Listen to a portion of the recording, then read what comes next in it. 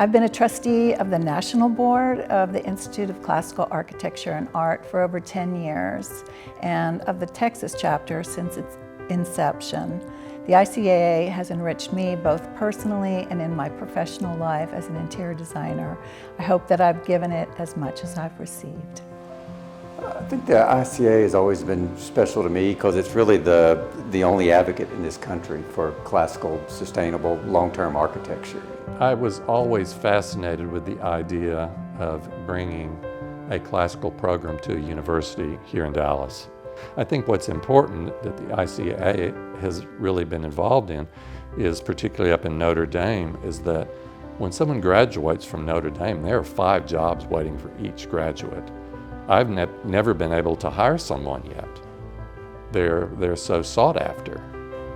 So I often talk about the building of our home as a journey, and a big part of that journey was the ICAA and the people I met, the professionals and the craftsmen. It was incredibly inspiring, the things that I learned and the things that I use today in my practice.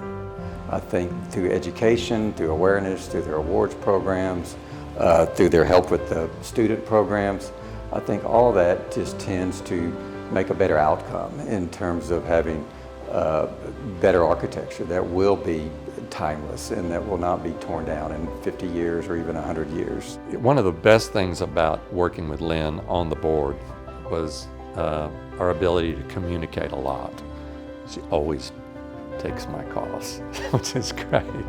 My interest in traditional and classical architecture and design started rather subconsciously, and it grew organically. I was raised just outside the great estates of Philadelphia's main line. My mother as a child took me into Center City, which Philadelphia today is still rich with 18th and 19th century buildings. And she is just such a humble yet focused person in this field, more so than any other person I've worked with. Once again, bringing the awareness, the local architects coming here and seeing the detail that she helped create with Quinlan was pretty neat. You could just feel the awareness it raised and the proportions that were right, and people talked about it. It created this buzz. She has been so generous to the ICAA, but I think she's ready for other people to step in and be generous. It's been incredibly rewarding for me to be a trustee for 10 years of the National Board. I've watched the ICAA grow from a very New York-centric organization with just a few chapters to a thriving national organization with 15 state chapters. The most interesting trip that we did was to Ireland. It was a great group of professionals and enthusiasts. We saw great houses. The tour guides were amazing and informative. Amazing experiences that I will always remember. And that was what, 20 years ago now, almost 18 years ago? And then it just kind of built upon that. I think she loved the process, the architecture process, the design process. She then obviously got very involved in the ICAA through its support, through, yes, being an incredible host at this beautiful home. She got on the national board, just really went all in, and that was really admirable for me, because I know how busy she is in this world. That's pretty special. That goes over and beyond any other client that I've dealt with. If you take a picture of a building, you don't really see it.